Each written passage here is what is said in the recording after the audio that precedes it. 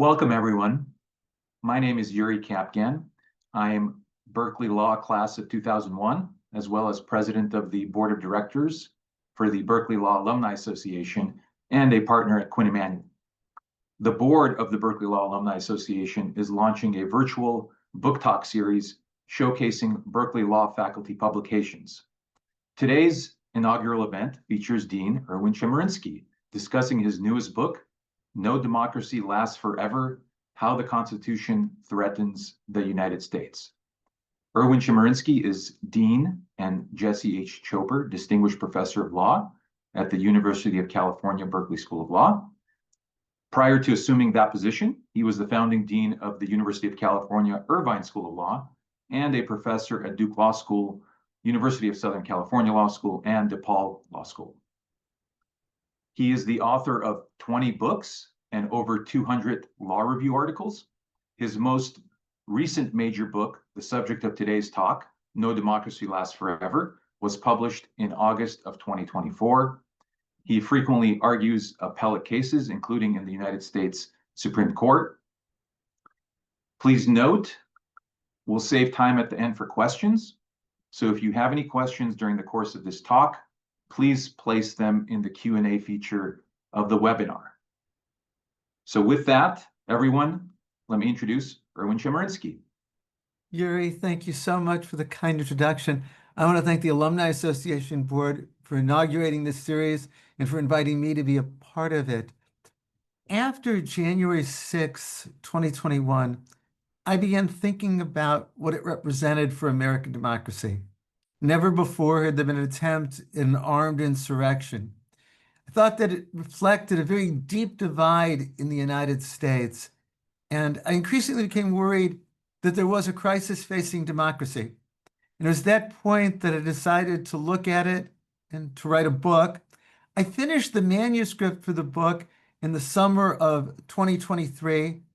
I chose the title, No Democracy Lasts Forever: How the Constitution Threatens the United States, in September of 2023. And so it's not a book that was written in response to the November 2024 election. It's not in response to what's occurred since January 20th, but there's certainly a way in which the title seems prescient. The premise of the book, and I feel it even more so now, is that there is a crisis facing American democracy. Why do I say this? The institutions of government have lost the faith of the people. The Pew Research Institute does a survey each year about confidence in the federal government. They began this in the 1950s. The high water mark, interestingly, was 1964, where 77% of the people expressed confidence in the federal government. Last year, when they did the survey, it was at 20%. The specific institutions of American government have lost the faith of the people. Congress's approval rating, a recent Gallup poll, was at 16%. The Supreme Court has its lowest approval rating in history. A Quinnipiac poll had 31% approving of the Supreme Court and over 60% disapproving of the court. A Gallup poll had only 25% expressing confidence in the Supreme Court. How long can a democracy survive when the institutions of government have lost the faith of the people? At the same time, our society is more politically divided than it's been at any time since Reconstruction. Political scientists have devised measures of this. One measure is to look at the approval of a president in his own political party compared to that of those in the other political party. The largest gap in history, at least up until now, was in Donald Trump's first term, when there was 87% approval among Republicans and just 7% approval among Democrats. The second largest gap was during Joe Biden's presidency, and I'm sure we will see similar splits now. You can take any issue, and there are so many, and you see that our society is deeply divided along ideological, along geographic lines. Increasingly, it's a divide among those who are more educated in urban areas and those who lack college education in more rural areas. But there's divides between men and women, divides along ethnic and racial lines as well. Again, I can ask the question, if you look at world history, how long will a democracy survive without consensus as to basic values, where there is such deep division among the people? And what I wanted to do in this book was try to answer the question, why, and then focus on the question, what can be done about it? And that's what I want to talk about this afternoon, but then want to update it to what we've seen since January 20th and what it's likely to mean for the future of democracy and what we can do about it. As Yuri said, I'll save time at the end for questions. In answering the question of why has this happened, the thesis in my book is that choices that were made in drafting the Constitution have come to haunt us increasingly in recent years. To be sure, these were often choices that were necessary to get a Constitution approved in Philadelphia in 1787, and then approved in the state ratifying conventions. And these choices have been problematic throughout American history. But, as I'll talk about, they've become much more salient and problematic in recent years. I think they're compounded by some choices that we've made along the way. So let me give examples of what I talk about in the book. One is the Electoral College. I think the Electoral College was a terrible way of choosing a president when it was adopted in 1787. It was based on open distrust of the people. It was Alexander Hamilton in the Federalist Papers who defended the Electoral College by saying, we need the elites, not the masses, to choose the president of the United States. It's often forgotten the Electoral College was chosen in part to increase the political strength of states that enslaved populations. Southern states with enslaved populations were very concerned that they would be disadvantaged politically. Obviously, enslaved individuals could not vote. Prior to the Constitutional Convention deciding on the Electoral College, it had already chosen to have enslaved individuals counted as 3/5 of a person in allocating seats in the House of Representatives. This is the notorious 3/5 clause. Well, the Electoral College gives every state electors equal to the sum of its representatives and senators. So the southern states would get credit for their enslaved populations because they counted in allocating seats to the House of Representatives. This isn't hindsight. At the Constitutional Convention, Hugh Williamson, a delegate from North Carolina, defended the Electoral College by saying it would increase the political strength of North Carolina by allowing its enslaved population to count in allocating representatives. None other than James Madison, a delegate from Virginia, praised the Electoral College on this basis. And it's not surprising that virtually every president in the early part of American history was from a southern state. The Electoral College didn't matter very much in the 20th century. Not once did the candidate who lost the popular vote win in the Electoral College in the 20th century. But in the 21st century, it already happened twice. In 2000, where George W. Bush lost the popular vote, but nonetheless became president of the Electoral College, and in 2016, where Donald Trump lost the popular vote by 3 million votes, but nonetheless won because of the Electoral College. It almost happened 2 other times. In 2004, if John Kerry had prevailed in Ohio, he would have won in the Electoral College despite losing the popular vote. And in 2020, if Donald Trump had carried 43,000 votes in 3 states, unless that's the less than the number fit in a football stadium, he would have been president, even though he had lost the popular vote by 7 million votes. Why has the problem become more salient in recent years? Because of population shifts in the country and because of partisan realignment began in the 1960s, political scientists have shown the Electoral College is increasingly likely to choose a candidate who loses the popular vote. It didn't happen in November of 2024, but it wasn't very far from happening then either. There's no way to reconcile the Electoral College with democracy. In a democracy, the person who gets the most votes should win. A second choice made in drafting the Constitution that increasingly haunts us is with regard to the United States Senate. One of the key compromises in drafting the Constitution was allocating 2 senators per state. In the Constitutional Convention, the more populous states wanted representation to be allocated based on population. The smaller states wanted equal representation for every state. So there was the compromise. The House of Representatives would have seats allocated based on population. The Senate would have equal representation among the states. At the time the Constitution was written, the difference between the largest state and the smallest state in population was 12-1. Today, the difference between the largest state, California, and the smallest state, Wyoming, in population is 68-1. This, of course, affects the Electoral College as well, since electors is the sum of representatives and senators. But it is particularly acute in the United States Senate. As an example, in the first 2 years of the Biden presidency, there were 50 Democratic senators and 50 Republican senators.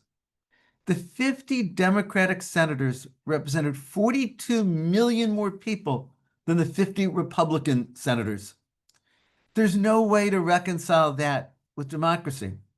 The Supreme Court has said that one of the core principles of democracy is one person, one vote.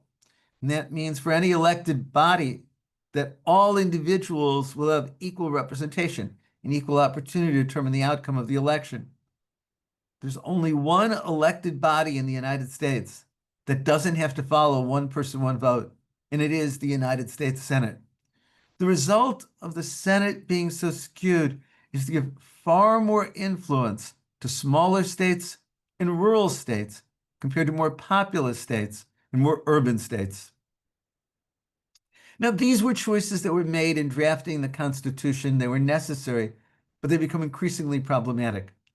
There are also choices along the way that have come to, I think, compound the problem.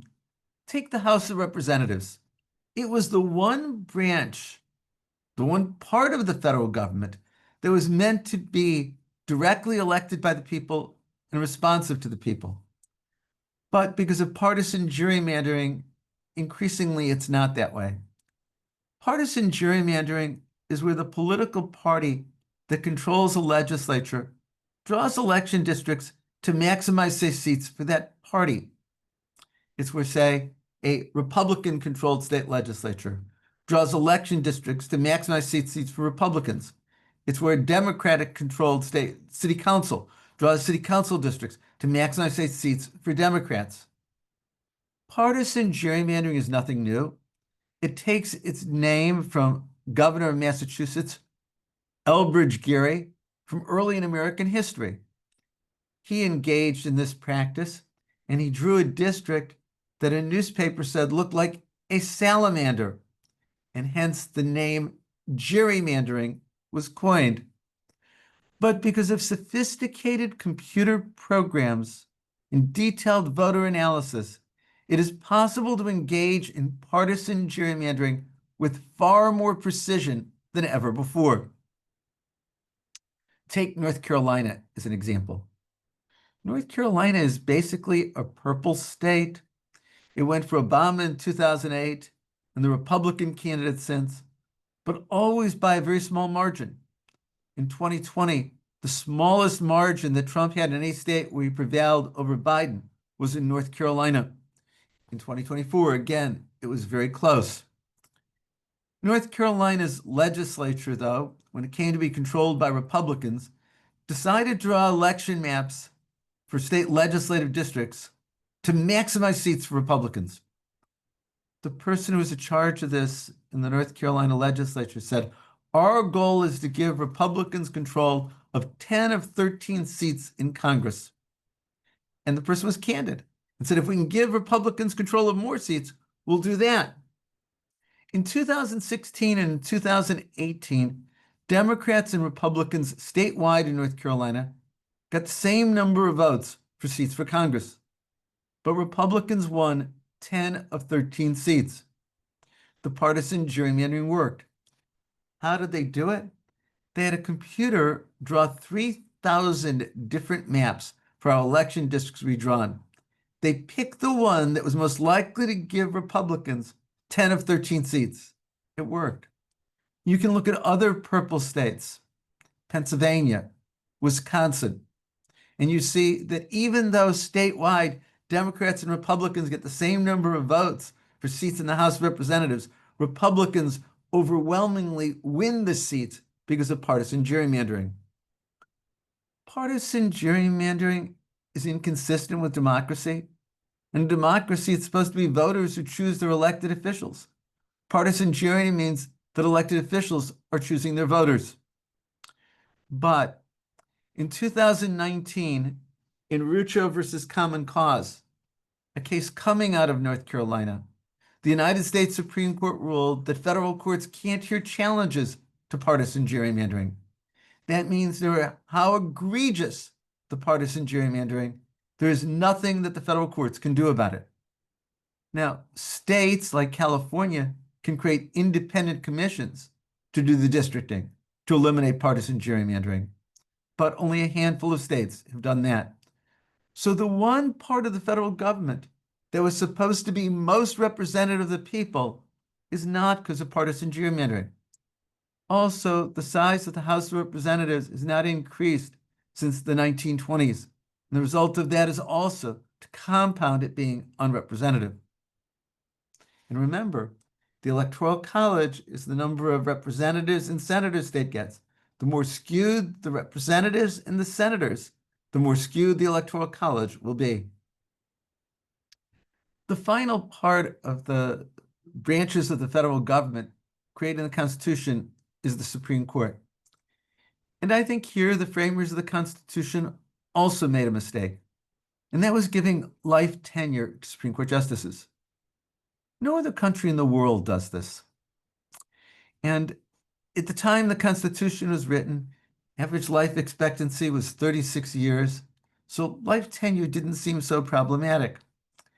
Interestingly, from 1787 until 1970, the average tenure of a Supreme Court justice was constant, 15 years. For justices appointed since 1970 have left the bench, the average tenure is 27 years, and that's growing. Let me give examples. Clarence Thomas was 43 years old when he was confirmed in 1991. If he stays on the Supreme Court until he's 90, the age Justice Stevens retired, Thomas will be a justice for 47 years. So this doesn't sound partisan. Elena Kagan was 50 when she was confirmed. If she stays till she's 90, that's 40 years. Amy Coney Barrett was 48 when she was confirmed in 2020 to replace Justice Ruth Bader Ginsburg. If Barrett stays until she's 87, the age which Justice Ginsburg passed away, Barrett will be a justice into the year 2059. All of this is just too much power in a few people's hands for too long a period of time. Too much depends on the accident of history as to when there's vacancies. Richard Nixon got 4 seats in his first 2 years as president. Jimmy Carter got to fill no vacancies in his 4 years as president. Donald Trump picked 3 justices in his first term. The prior 3 Democratic presidents, Bill Clinton, Barack Obama, and then Joe Biden, served a combined, Jimmy Carter, Bill Clinton, and Barack Obama served a combined 20 years in the White House. In those 20 years, they picked only 4 justices. I think this is the problem with life tenure for justices.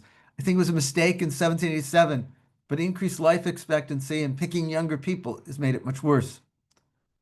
Also, when we talk about what's led to the current crisis of democracy, the Supreme Court has contributed. I've already mentioned how the Supreme Court has made it impossible to challenge partisan gerrymandering in federal courts. I think the Supreme Court's decision in Citizens United versus federal election has undermined the legitimacy and confidence in the government.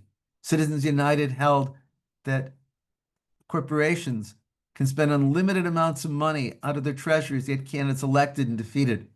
It follows from the Supreme Court's decision in Buckley versus Vallejo that says individuals can spend unlimited amounts of money. Surveys done by political scientists show that the increasing in expenditures for elections undermines people's confidence in elections. It breeds cynicism. We had a situation in November 2024 where one man spent $275 million to get a candidate elected, and that candidate did get elected. All of this, I think, undermines our democracy. So what I've done so far is talk about the branches of the government created by the Constitution: the presidency, the Senate, the House, the Supreme Court, and the difficulties that part of the Constitution and that have developed since. But there are other flaws in the Constitution as well that contribute to our current crisis of democracy. Among the most tragic choices in the Constitution were those with regard to race. The Constitution very much institutionalized slavery. I've already mentioned the 3/5 clause. There's a provision in Article 1, Section 9 that Congress could not ban the importation of additional individuals for 20 years. And that's only one of two provisions in the Constitution that could not be altered by amendment. There's the fugitive slave clause in Article 4, that if an enslaved person escaped to a free state, person may return to his or her owner. There's no doubt that had there been an effort to get rid of slavery, even to chip away at slavery at the Constitutional Convention, the Constitution never would have been accepted. North Carolina, South Carolina, and Georgia made clear at the Constitutional Convention that if Congress had the power to ban the importation of additional enslaved individuals, they would have left the Constitutional Convention. I always ask my students in teaching constitutional law, if they were a delegate of the Constitutional Convention and they believed that slavery was abhorrent, would they have ratified a document that protected slavery? Or would it have been better for the United States at that point to split into 2 or 3 countries, countries with and countries without enslaved individuals? The choices the framers made with regard to slavery have haunted the United States throughout its history. They continue to haunt the United States. The vast disparities in wealth and income on the basis of race are not coincidence. They're the continuing legacy of the choices that were made with regard to slavery. One other error that was made in drafting the Constitution, and that it was made far too difficult to amend. Article 5 creates 2 ways of amending the Constitution. The only one that's ever been used necessitates that both the House and the Senate, by a 2/3 vote, pass a constitutional amendment, and then it be ratified by 3/4 of the states. Since 1791, when the Bill of Rights was adopted, only 17 times has the Constitution been amended, and one of those was to create, and another was to abolish prohibition. The Constitution has not been amended for recent years. The Constitution's amendment process seems almost a dead letter. Interestingly, the framers of the Constitution in Philadelphia thought that they were making it too easy to amend the Constitution. Under the Articles of Confederation, it took unanimous approval to amend the Articles of Confederation. And so the framers worried that 2/3 of both Congress and 3/4 of the states might be too low a threshold. But what we've seen is that amending the Constitution is so very difficult. I think all of these problems have very much combined to create the crisis of democracy that we're seeing now and that we face. Well, the second half of the book then says, what can we do about this? And I wanted the message of the book very much to be that every problem that exists can be fixed. Now, many of the problems I wanted to emphasize could be fixed by statute. They don't require a constitutional amendment. They don't require a new constitution. Let me give examples. The problem created by the Electoral College could be fixed in large part by Congress, by statute, eliminating winner-take-all with regard to allocating electoral votes. There's nothing in the Constitution about winner-take-all. It comes from state laws. All but Maine and Nebraska allocate their electors on a winner-take-all basis. So if you voted for Donald Trump in California in the 2024 election, your vote didn't matter at all. Kamala Harris got all of the votes in the 2024 election from California. If you voted for Kamala Harris in Texas in 2024, your vote didn't matter. Donald Trump got all of the electoral votes from Texas. Political scientists have documented that winner take all makes it much more likely that the Electoral College will choose the candidate who's lost the popular vote. Congress, by statute, given its authority over federal elections, should say that each state should allocate its electors proportionate to the division in the popular vote. If this happened, it'd be much less likely that the candidate who loses the popular vote could ever be elected as president by virtue of the Electoral College. Ideally, we would eliminate the Electoral College. That can't be done by statute. I actually think there's a plausible argument that the Electoral College is unconstitutional. And I know this seems strange to say something in the Constitution is unconstitutional, but constitutional amendments modify the text of the Constitution. The Due Process Clause of the Fifth Amendment includes a requirement for equal protection. The Electoral College violates equal protection. I don't foresee the court ever striking it down. And I don't think we're going to see a constitutional amendment to eliminate the Electoral College, because the reality is that the states that benefit from disproportionate representation, the small states, won't approve such a constitutional amendment. But I do think there's a way of fixing the Electoral College through eliminating winner take all that can at least make it less likely that it will choose the loser of the popular vote as president. Another example of things that can be fixed concerns the House of Representatives. Congress could pass a law that requires that every state create an independent districting commission for congressional seats. There are a handful of states, as I said, like California, that use an independent districting commission. This has been very successful in eliminating partisan gerrymandering, or at the very least, reducing it greatly. Doesn't take a constitutional amendment to do this. Also, if Congress were to increase the size of the House of Representatives, it would be more effectively representative. And making the House representative more representative would not only help from a democratic perspective, but it would lessen the problems of the Electoral College. With regard to the Supreme Court, some of the problems of democracy come from the Supreme Court. I mentioned Citizens United. There are things that can be done by statute to lessen the effects of Citizens United. As an example, I believe Congress, or for that matter, state legislatures or city councils for state and local elections, could pass laws that say that any business that engages in business with that level of government can't give money to or spend money for candidates for that level of government. There's already a federal law, the Hatch Act, that says that federal employees can't engage in partisan political activity. The Supreme Court upheld that as constitutional in United Public Workers versus Mitchell.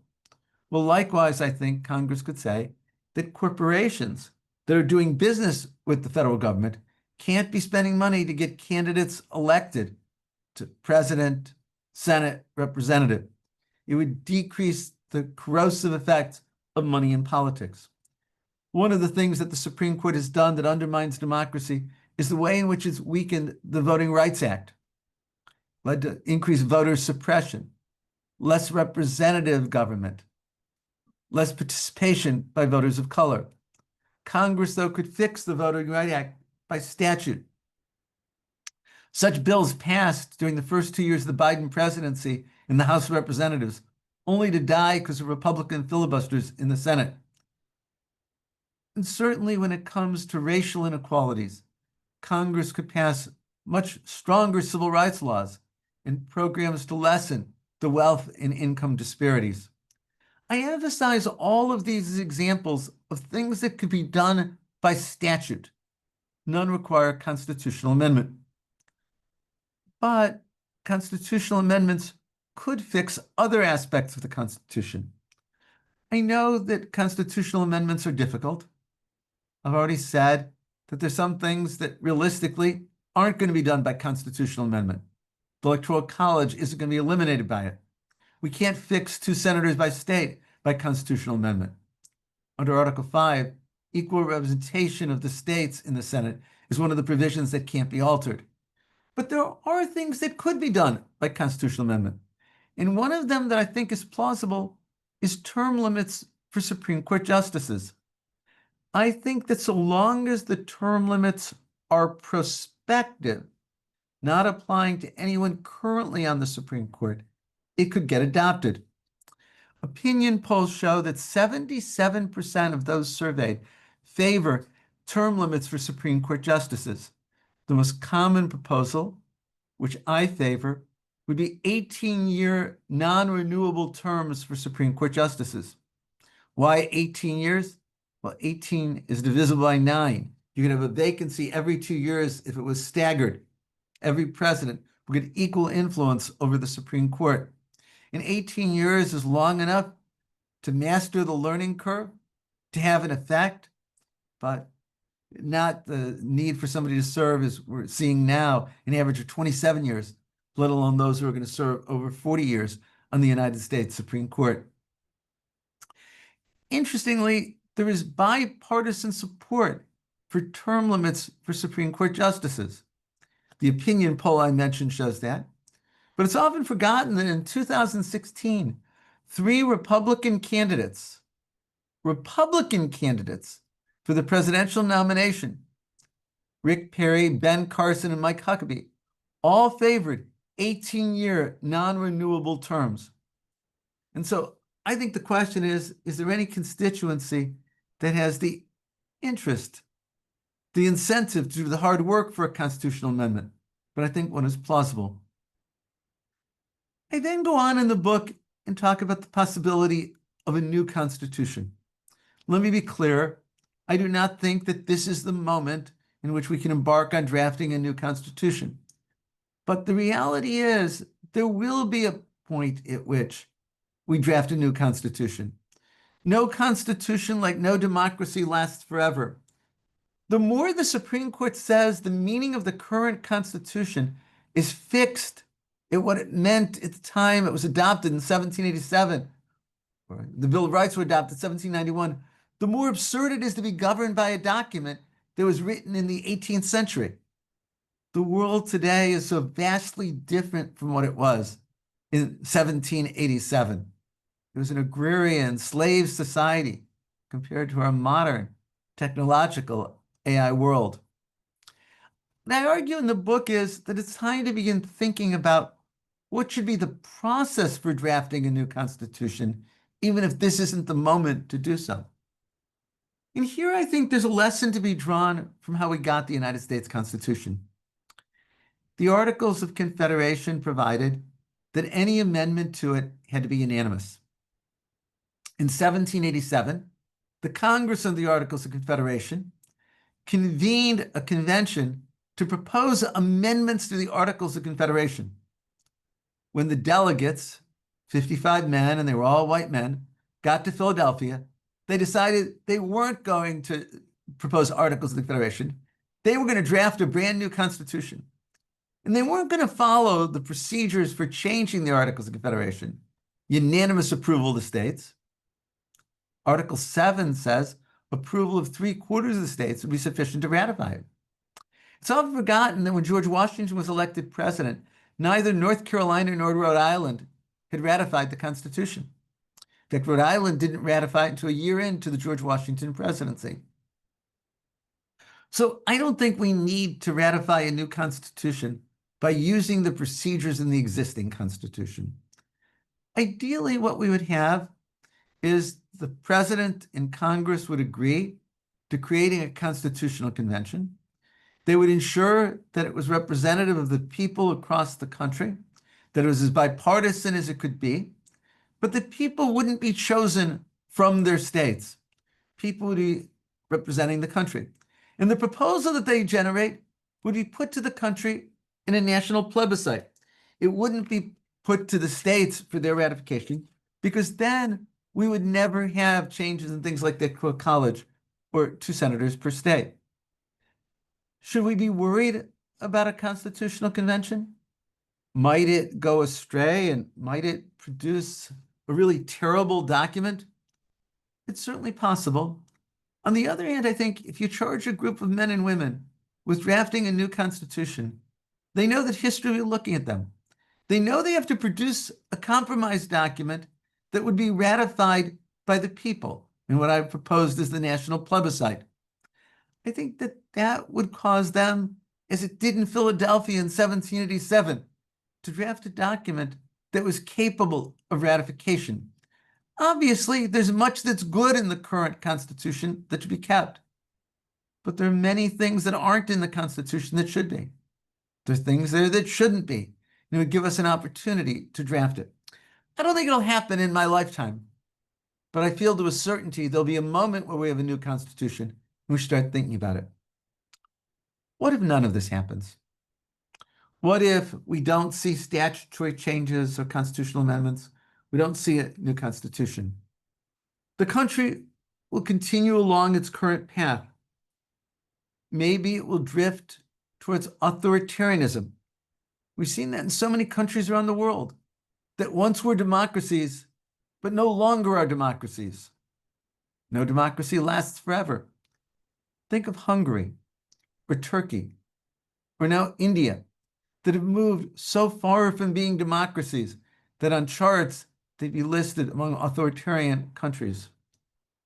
It's also possible that as our country drifts along this path, there will be increased calls for secession. I do not support secession. I think for so many reasons it would be undesirable for the United States. But I think we're hearing that already here in California, where people are asking the question, is what unites us greater than what divides us? When you look at the deep difference between the values overall in California and the values of the Trump administration, you can see why some are talking about secession. There is no mechanism in the Constitution for secession. The framers of the Constitution didn't draft something to bring about the demise of the document they created. But I do think it's possible, if we continue on this path, that there'll be ever more powerful calls for secession. And perhaps looking at that abyss will cause people to back away and adopt more serious change. I've described for you the book that I've written, and I say I finished it in the summer of 2023. So much has happened since January 20th of 2025. I think what's the most important thing that I would say in connection with what the book is about is that what we've seen since January 20th is by no means normal. What we've seen since January 20th is truly unprecedented in American history. We've seen a president who, following none of the norms of the office in terms of following the Constitution. I can give so many examples of this. Think of the president's executive order with regard to birthright citizenship. Ever since 1868, it's always been accepted that anyone born in the United States is a United States citizen. In 1898, in Wong Kim Ark, the Supreme Court explicitly said all born in the United States, regardless of immigration status or parents, are United States citizens. The president has changed that. The president has cut off funds. He's cut off funds to universities. He cut off billions of dollars of funds to federal programs. This is unconstitutional. The president doesn't have the spending power. That belongs to Congress. It's illegal. The Federal Impoundment Control Act says that the president can't refuse to spend money appropriated. The president cutting off funds to universities has followed none of the procedures that are required in the statutes. The president has fired agency officials who are protected from removal by statute. In 1935, in Humphrey's Executor, the Supreme Court said Congress can create agencies and Congress can provide that the members of those agencies can be fired only for cause, which is defined in the statute. For 90 years, this has been followed until President Trump has said he's not going to follow the Humphrey's executive decision. He's fired the commissioner on the National Labor Relations Board, Gwen Wilcox, the head of the Merit System Protection Board, Kathy Harris, notwithstanding statutes that provide protection from removal. No other president has done this.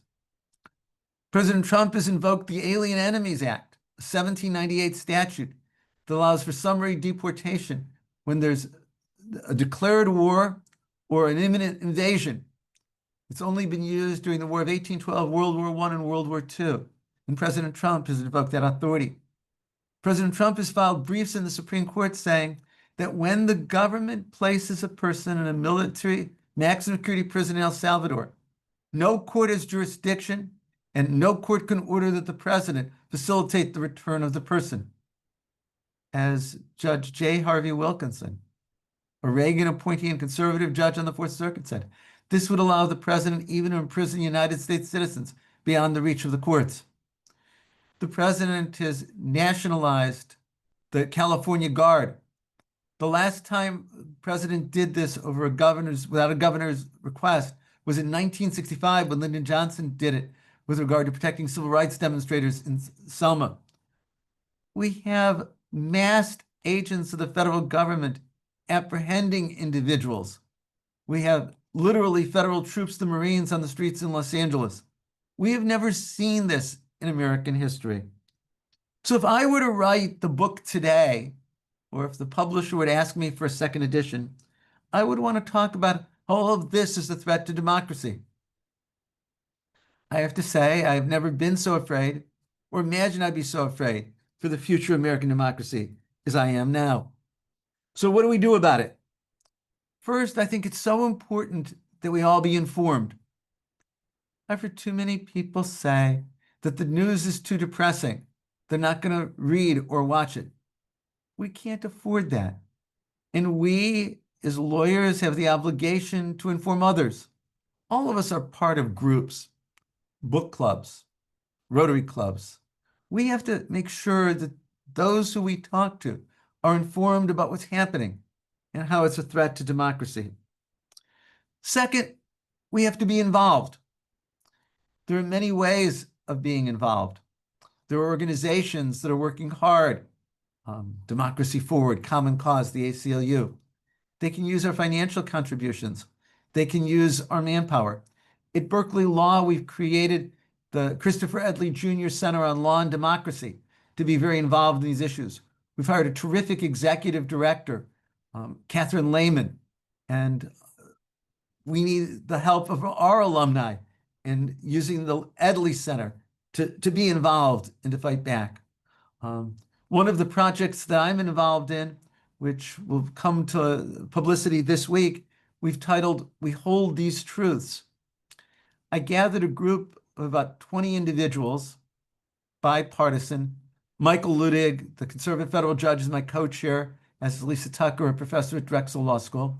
And I recruited individuals you'd be familiar with, like Stacey Abrams and Pete Buttigieg, Jamie Raskin, conservative Republicans like Christine Todd Whitman, former Nevada Governor Brian Sandoval. I asked civil rights lawyer Cheryl Eiffel to be part of it, and Wesley Clark, the former four-star general, and recruited some academics like Melissa Murray, who used to be at Berkeley, is now at NYU, Yale Law School Dean, former Dean Harold Coe, author Brad Meltzer. And our goal was to see if we could draft a set of basic principles of constitutional democracy. And we titled our project, as I said, We Hold These Truths. And this Friday on the 4th of July, we're going to take out an ad in the New York Times and hopefully around then the Wall Street Journal. And we're getting additional people to sign on and hopefully get millions of people to sign on. And it's totally nonpartisan. It's just, these are the basic principles of constitutional democracy, reminding us of the values that unite us. Michael Ludig and I will have an op-ed in the Los Angeles Times on Friday explaining the project and linking to the principles. This is just one example of being involved and trying to make a difference. It also relates to the other thing that we have to do. We all have to find ways to speak up. We need to write to representatives and senators. They do pay attention to the messages and mail that they get. We need to sign petitions. We need to go rallies. We need to make sure that our voices are heard. This is the way in which I think that we have the opportunity to make sure that American democracy does last into the future. So my instructions were to talk for about 45 minutes, and then I'm delighted to take your questions. Well, thank you very much, Dean, for that very insightful and provocative talk. And we do have a number of questions from the audience, so why don't we go to those? First question.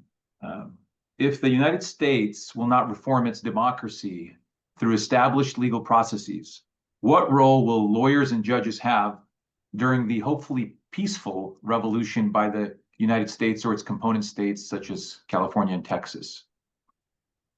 Ultimately, the law is the guardrail of our democracy. And if our democracy is going to survive, it's going to be because of that guardrail. It's going to be because of lawyers and judges. We've seen this already, that there have been so many challenges to what the Trump administration has done, and lawyers going to court have succeeded, and they've won some of those fights, and some of them are still pending. As an example, I mentioned the illegal and unconstitutional cutoff of funds by the Trump administration. Lawyers have been successful in bringing lawsuits to have the funds restored.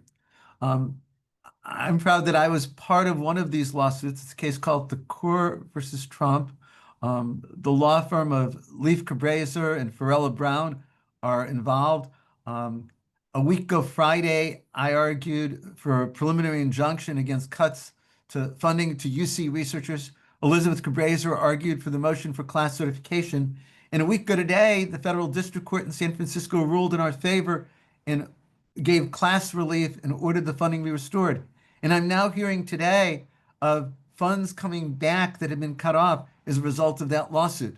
This is one example of one lawsuit, but I think the answer is the lawyers have to be there to bring the lawsuits, and then we have to rely on the judges to enforce the Constitution and federal laws.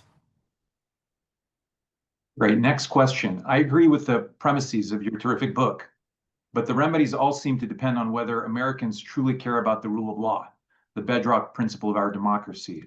What gives you hope that there's sufficient allegiance among the American public to that principle to make change achievable?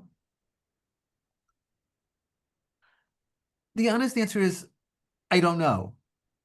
What gives me hope is that the Constitution has survived since 1787, that we've gone through hard times as a society before.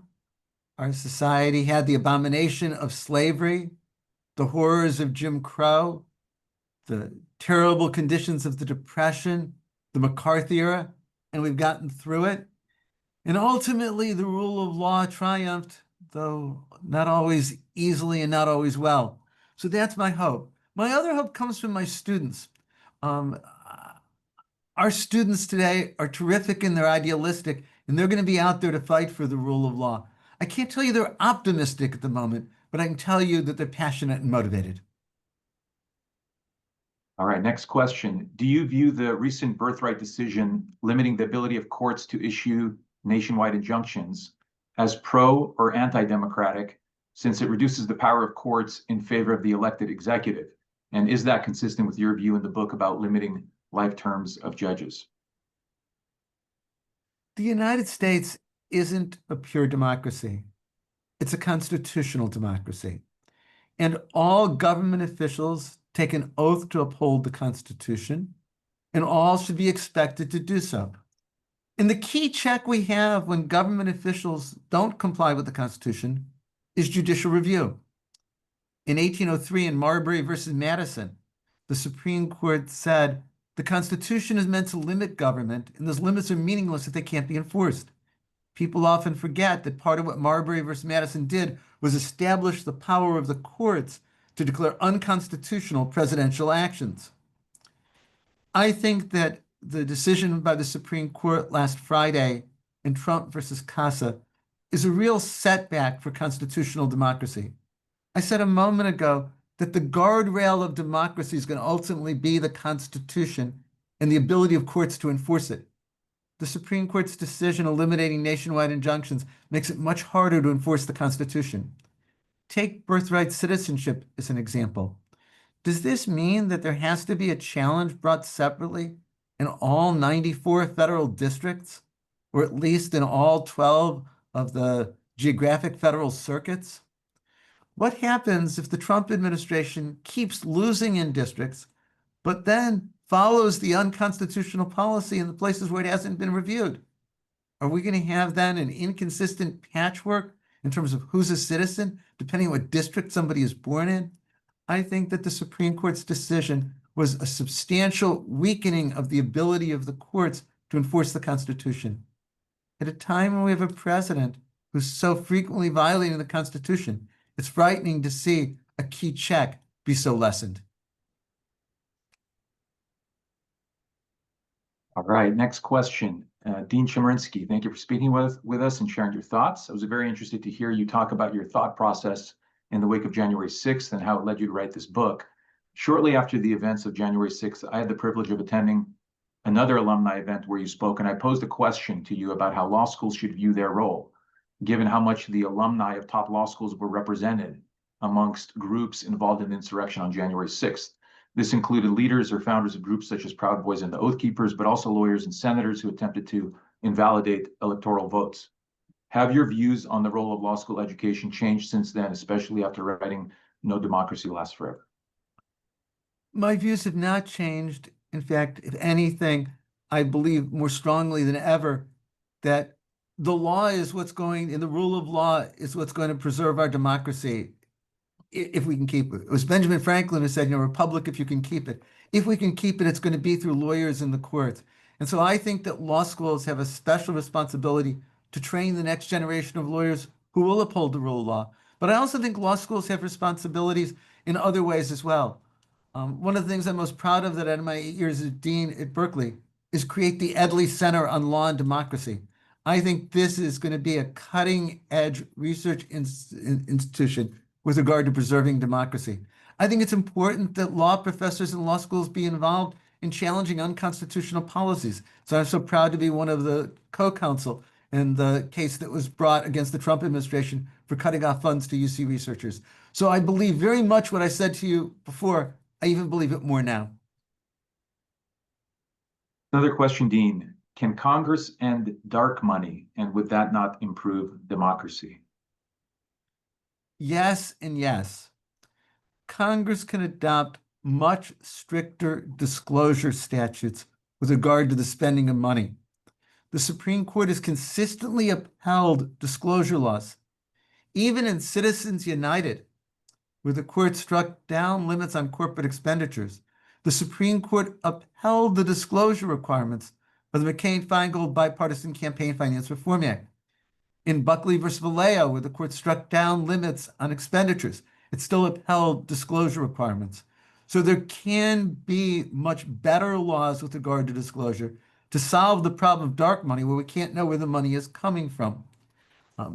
And I do think that eliminating dark money, much stricter disclosure requirements would help restore confidence in government.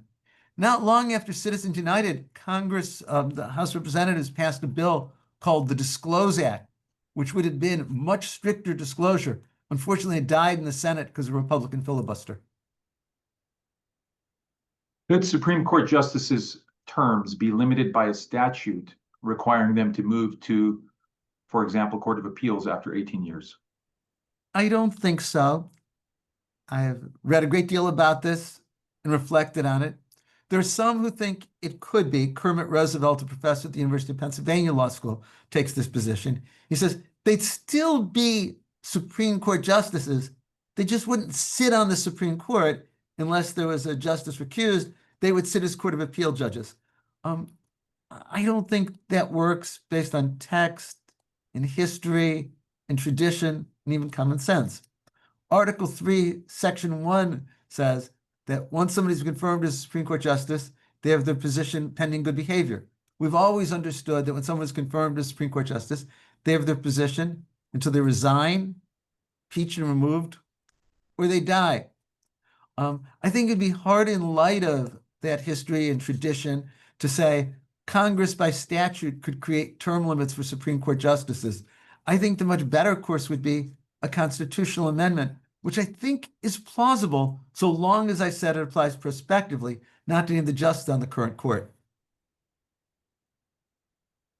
Well, Dean, we've got a few minutes left. Here's an interesting one. how would you modify the First Amendment if you had that chance? Speech, assembly, and religion, particularly in light of AI and new forms of communication. I wouldn't modify the First Amendment. I think what we do, in terms of the text of the First Amendment, I think that the text is fine. I would modify how it's interpreted. It's a strange amendment because we really don't follow the text. It says Congress shall, but the First Amendment applies to the president, to state and local governments as well. If we were to rewrite it, we should make clear and say all government, not just Congress, but we've done that by interpretation. It says no law. Well, of course there can be laws that restrict freedom of speech. Oliver Wendell Holmes long ago said there's no First Amendment right to falsely shout fire in a crowded theater. So I don't think it's the text of the First Amendment that's the problem. I would change some of the interpretation. Now, if we were to rewrite it today, I'd probably think about including freedom of association as a value within it. I think I would probably include language that would allow the government to restrict campaign spending. But overall, I think the First Amendment has served us well. It's not something I would change in text, though I'd certainly change some of the interpretation. Dean, thank you for how clearly you distill the problems and the potential solutions. On a practical note, how can these statutes get passed when the Congress is so ineffective, in large part because of these deficiencies you've mentioned? The average person has so little influence. For example, how do you get a modern Congress to pass laws to require independent districting commissions when it will result in many of them losing re-election? I think that's a terrific question, and I don't have a good answer for it. California adopted an independent district commission by voter initiative, even though it had that effect. California adopted term limits, even though it had the effect of pushing people out of office. I think that ultimately it's the voters that have the power, and the voters could elect a Congress, a president who are intent upon reform. If there were a major effort to say in 2026, in 2028, we want to elect a Congress that is committed to reforms in this way, it might be something to get a groundswell of support. And it might also be something that could engage younger voters to see being part of a major change in the system. So I don't have an easy way to do it, but I'm not willing to lose hope either. I still think it's possible. Thank you, Dean, very much. We're about at time now. So I want to thank everyone who was able to join us here today. And again, Dean Chemerinsky's book, No Democracy Lasts Forever, available on Amazon and other places, I'm sure. And I noticed, Dean, that it actually has very high reviews on Amazon. So congratulations. Everyone watch out for the additional programming that we have planned this summer and fall. We have another talk by Dean Chemerinsky, his SCOTUS term in review, coming up on Monday, July 14th at noon. So again, thank you, Dean, and thank you everyone for joining. Thank you for inviting me, and thank you all for watching.